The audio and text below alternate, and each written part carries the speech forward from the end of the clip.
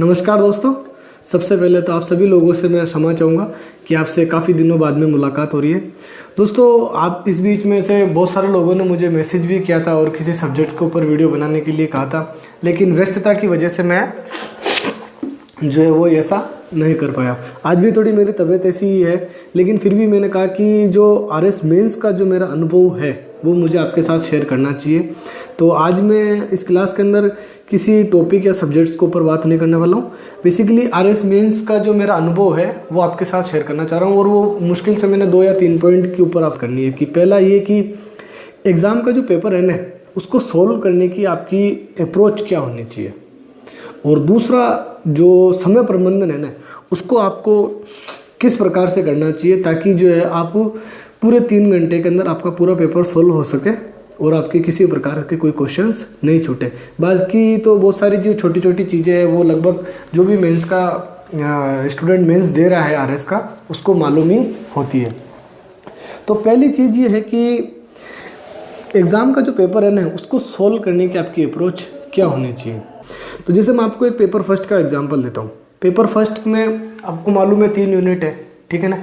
तीनों यूनिट से अगर आप 15 शब्दों वाले जो क्वेश्चंस है ना, वो 25 क्वेश्चन आने वाले हैं, और तीनों यूनिट से जो 50 शब्दों वाले क्वेश्चंस है ना, वो 16 क्वेश्चन आने वाले हैं। और इन दोनों को मिला के इनका जो नंबर का वेटेज है ना, वो 130 है, यानी 200 में से 130 नंबर के क्वेश्चन आपके ये आने वाले हैं। 25 शब्दों वाले, 15 शब्दों वाले और 50 शब्दों वाले, ठीक है ना।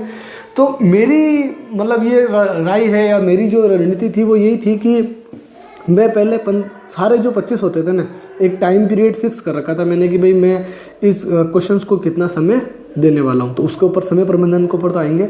तो मैं क्या करता था कि पहले जितने भी जो 25 क्वेश्चंस होते थे ना, जो 15 शब्दों वाले, वो सारे तीनों यूनिट के, यूनिट फर्स्ट के, यूनिट सेकंड के और यूनिट थर्ड के, तीनों यूनिट के जो क्वेश्चंस होते थे ना, वो मैं अटेम्प्ट करना था। इन क्वेश्चंस की खास बात ये है कि या तो ये क्वेश्चंस आपको आ रहे होंगे या आपको नहीं आ रहे होंगे, क्योंकि आप इसमें गेस वर्क नहीं चला सकते हो।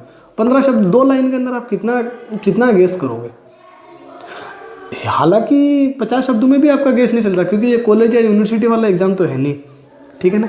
तो ये फैक्चुअल चीज़ें हैं। फैक्चुअल मतलब 15 शब्दों के अंदर क्या, किसी फैक्चुअल चीज़ के बारे में अपन से पूछते हैं, ठीक है ना। तो ये 15 शब्दों वाले और 50 शब्दों वाले मैं पहले करता था। पहले मैं सबसे पहले करता था कि 15 शब्दों वाले जो क्वेश्चंस हैं उनको अटेम्प्ट करता था, फिर मैं 50 शब्दों वाले क्वेश्चन अटेम्प्ट करता था, और फिर मेरे पास पर्याप्त समय रहता था कि मैं जो 100 शब्दों वाले क्वेश्चंस हैं ना, उनके अंदर मैप, डायग्राम, फ्लो चार्ट, जो भी आप बनाना चाहते हो वो बना सकते हो, ताकि अपना आंसर जो है ना वो अट्रैक्टिव हो। क्योंकि आपको कितना भी आता हो उससे कोई फ़र्क नहीं पड़ता, आपने उस कॉपी के अंदर जो आंसर लिखा है वो कैसा लिखा है, ये मैटर करता है।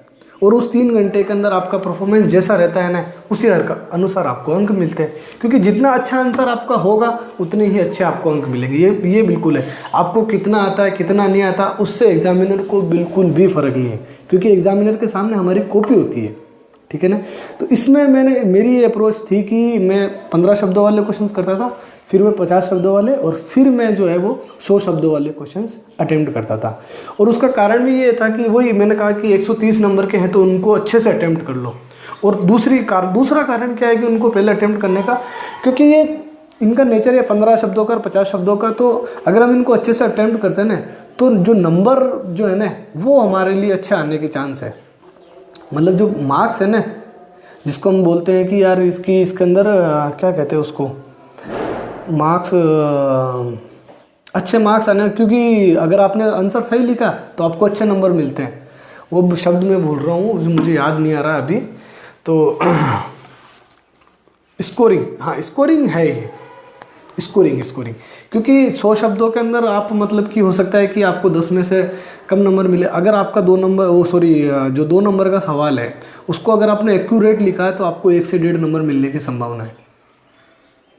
जो 5 नंबर का सवाल है 50 शब्दों वाला, उसको भी अगर आपने अच्छे से किया है तो 3 साढ़े 3 नंबर आपको मिल जाते हैं अच्छे से। अगर आपने उसको एक्यूरेट आंसर, अच्छा उत्तर क्या होता है, जो प्रश्न का उत्तर है वो अच्छा उत्तर है। ईमानदारी की बात यह है कि जो प्रश्न पूछा है आपने वो चीज़ उसके अंदर लिखी है, वो अच्छा उत्तर है।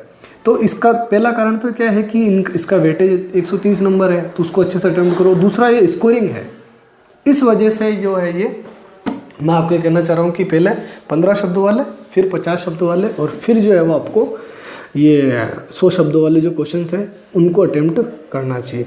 अब अगर हम समय प्रबंधन की बात करें कि आपको किस प्रकार से समय का प्रबंधन करना चाहिए, तो देखो आपको हर सवाल, चाहे वो 15 शब्दों वाला हो, चाहे वो 50 शब्दों वाला हो, चाहे वो 100 शब्दों वाला हो, उसके लिए टाइम डिसाइड करना। वो मैं आपको एक रफ आइडिया दे सकता हूँ कि आप 1 से 1.5 मिनट का समय दे सकते हो 15 शब्दों के, क्योंकि और 15 शब्दों के क्वेश्चंस का नेचर भी ये होगा कि या तो वो आपको आ रहा होगा या आपको नहीं आ रहा होगा, उसमें आप गेस वर्क नहीं कर सकते हो, ये मैंने आपको पहले भी कहा था। तो अगर आप 1.5 मिनट देते हो ना, तो देखो 25 क्वेश्चंस हैं, तो 25 क्वेश्चंस का 1.5 मिनट के हिसाब से 37.5 मिनट होते हैं। मैं कहता हूँ कि आप उसको 40 मिनट दीजिए। शुरुआती 40 मिनट आप जो है वो 15 शब्दों वाले क्वेश्चंस हैं उनको सोल्व कीजिए, ठीक है ना, उनका आंसर लिखिए। फिर उसके बाद में आप जो 50 शब्दों वाले तीनों यूनिट के, यूनिट फर्स्ट, यूनिट सेकंड और यूनिट थर्ड, तीनों यूनिट के मिला के 50 शब्दों वाले जो क्वेश्चंस है वो आपके पेपर फर्स्ट का एक एग्जांपल दे रहा हूँ मैं आपको, वो 16 है, ठीक है ना। तो अब फिर आप उसको अटेम्प्ट कीजिए और उसमें आप 4 से 4.5 मिनट का समय ले सकते हो, ठीक है ना। अब आपका एग्जाम 3 घंटे का है, 40 मिनट में अगर आपने वो 25 क्वेश्चन सोल्व कर लिए, फिर अगर आप 4 से 4.5 मिनट के अंदर ये सारे जो 16 क्वेश्चन हैं उनको अगर आप सोल्व करते हो तो आपके 72 मिनट होते हैं 4.5 मिनट से, ठीक है ना। तो 72 और 40 आपके कितना हो गया, 112 मिनट। और अगर आपको 3 घंटे को अगर आप मिनट में तो 180 मिनट होते हैं, ये तो आपको बिल्कुल बेसिक सी चीज़ आपको मालूम ही है। तो उस 180 मिनट में से आपने 112 मिनट यूज़ कर ली। मान लीजिए आपने 110 मिनट के अंदर 110 यूनिट क्या 110 मिनट के अंदर आपने वो जो है आपके आंसर लिख लिए 25 शब्दों वाले और 50 शब्दों वाले। अब उसके बाद में आपके पास 70 मिनट है। कितने मिनट है, 70 मिनट। मैं कहता हूँ कि मान लीजिए कि आपका 40 में नहीं हुआ, 42 43 में 3-4 मिनट अगर आपके ऊपर चले गए, उसका 72 की जगह 75 हो गए, तो फिर भी अगर आपके पास 1 घंटा बचता है ना, उस 1 घंटे में आपके पास पर्याप्त समय है कि आप वो जो 7 क्वेश्चन है ना उनको सोल्व कर सकें। यानी 8 से 8.5 मिनट के अंदर आप जो वो 100 शब्दों वाला है ना उसके लिए पर्याप्त समय है। इवन यूपीएससी का जो एग्ज़ाम होता है ना उसमें हम 8 से 8 मिनट के आसपास लेके चलते हैं, 8 से 8.5 मिनट जो 150 और 200 शब्दों वाले जो होते हैं ना वो। तो या तो आपके पास 100 शब्द ही है तो आप 8 मिनट भी आपके लिए पर्याप्त है, ठीक है ना। तो हम आप 72 की जगह आपको 75 भी लगते हैं या 40 की जगह अगर आपको 42-45 भी लगते हैं ना तो आप कोई दिक्कत नहीं है। लेकिन आपके पास लास्ट में 10 या 5 मिनट आपके पास होने चाहिए ताकि आप थोरली मतलब जितने भी जो क्वेश्चंस आपने अटेम्प्ट किए ना उसको आप एक सरसरी निगाह से देख सकें। तो ये एक अप्रोच ये हो गई कि आपको 15 शब्दों वाले, फिर 50 शब्दों वाले और फिर 100 शब्दों वाले। इससे क्या होगा कि आपका सोल्व करने की जो है ना उसमें बिना किसी उलझन के कोई प्रॉब्लम नहीं होगी। फिर होगा क्या कि पहले फर्स्ट यूनिट सोल्व कर रहे हो, फिर सेकंड यूनिट पे जा रहे हो, फिर थर्ड यूनिट पे जा रहे हो और थर्ड यूनिट का जो है वो आपको क्वेश्चंस बहुत अच्छे से आ रहा है, लेकिन लास्ट में जाते जाते आपके पास समय कम है, दबाव है, तो फिर आप उसको अच्छे से अटेम्प्ट नहीं कर पाओगे।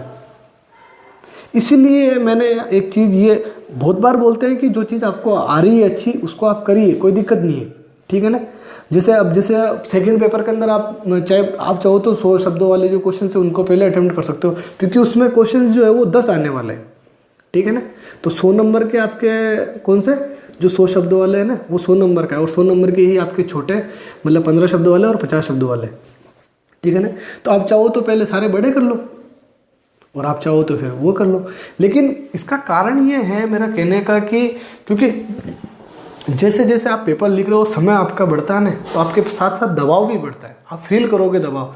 तो अगर आपके पास इनफ टाइम है ना तो आप रिलैक्स रहोगे, आप किसी दबाव में नहीं आओगे और आपका जो आंसर है वो आप अच्छे से लिख पाओगे। आपने जो चीज़ याद करी है वो अच्छे से आप रिकॉल कर पाओगे। तो उसका एक ही रीज़न है कि बिना किसी उलझन या किसी अनावश्यक रणनीति की बजाय आप ये कर सकते हो कि फर्स्ट 40 मिनट, फिर आपका जो लास्ट फिर सेकंड 75 मिनट्स मतलब 75 मिनट और फिर बचे हुए शेष 1 घंटे के अंदर आप जो बड़े क्वेश्चन सोल्व कर सकते हो।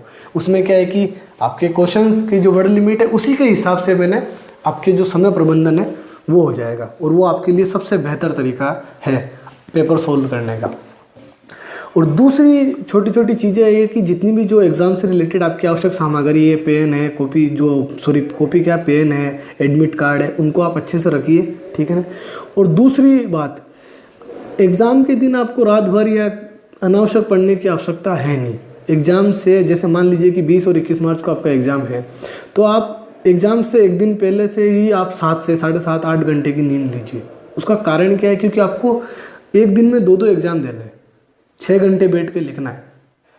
तो अगर दिमाग फ्रेश रहेगा, दिमाग पर अनावश्यक दबाव नहीं होगा, पर्याप्त नींद ली होगी, तो आपने ये ध्यान रखिए, अपनी दिमाग के ऊपर विश्वास रखिए। आपने साल भर पहले भी अगर कोई टॉपिक पढ़ा है और वो आपने अच्छे से उस कॉन्सेप्ट को समझाना है तो वो आपको जरूर आएगा, लेकिन एक थका हुआ दिमाग अच्छे से रिकॉल नहीं कर पाएगा। इस चीज़ का जरूर ध्यान रखना कि एक थका हुआ दिमाग जो है ना, वो अच्छे से चीज़ें याद नहीं कर पाएगा। आपको याद होगी तो भी वो आप अच्छे से नहीं लिख पाओगे अगर ये दिमाग थका हुआ रहेगा कि मैं 17 घंटे पढ़ता हूँ, 18 घंटे पढ़ता हूँ। ये देखो, क्योंकि एक दिन पहले से आप कुछ भी नहीं करने वाले हो। आपको जितनी मेहनत आपकी काम आएगी ना एग्ज़ाम में, वो आपने पहले करी है ना, वो आपके काम आने वाली है, ये निश्चिंत है। और ये हर स्टूडेंट के साथ होता है, लेकिन कोई इसको समझता है, कोई इसको नहीं समझता। इसलिए मेरी आपसे एक सलाह है कि एग्ज़ाम्स के दिन 7 साढ़े 7 घंटे की आप पर्याप्त नींद लीजिए, ताकि आप 6 घंटे में फ्रेश माइंड के साथ अपना जो है वो आंसर लिख सकें और जो है क्वेश्चन आंसर सोल्व कर सकें। तो एक तो एग्जाम की अप्रोच की भाई 15 शब्दों वाले, फिर 50 शब्दों वाले और फिर 100 शब्दों वाले। दूसरा, समय प्रबंधन मैंने उसी अनुसार कर दिया। तो जिस पेपर में क्वेश्चंस कम है ना, आप उस अनुसार उसको, मैंने एक फर्स्ट पेपर का एग्जांपल लिया, तो जिस पेपर में आपके मान लीजिए कि 15 और 50 शब्दों वाले क्वेश्चंस कम हो, बस ये है कि 1 से 1.5 मिनट का समय लीजिए आप। 1.5 मिनट पर्याप्त है 15 शब्दों वालों में, 4 से 4.5 मिनट का समय पर्याप्त है आपके 50 शब्दों वालों में, और 8 मिनट का समय, 8 साढ़े 8 जितना, मतलब वैसे तो 8 मिनट पर्याप्त है, 7.5 8 मिनट 100 शब्दों वालों में वो पर्याप्त है। उसी अनुसार आप अपना समय प्रबंधन के बारे में खुद रणनीति बना लीजिए कि मुझे किस अप्रोच के साथ जाना। मैंने एक बेसिक आपको अनुभव जो मेरा था वो मैंने दिया, और मैं लिटरली आपसे बता सकता हूँ कि आप इस रणनीति के साथ जाइए और फिर उसके बाद में फील कीजिए कि बिना किसी दबाव के आप अच्छे से क्वेश्चन आंसर जो है वो अटेम्प्ट कर पा रहे हैं या नहीं कर पा रहे। ठीक है ना। धन्यवाद दोस्तों, उम्मीद है कि आपको अच्छा लगा होगा।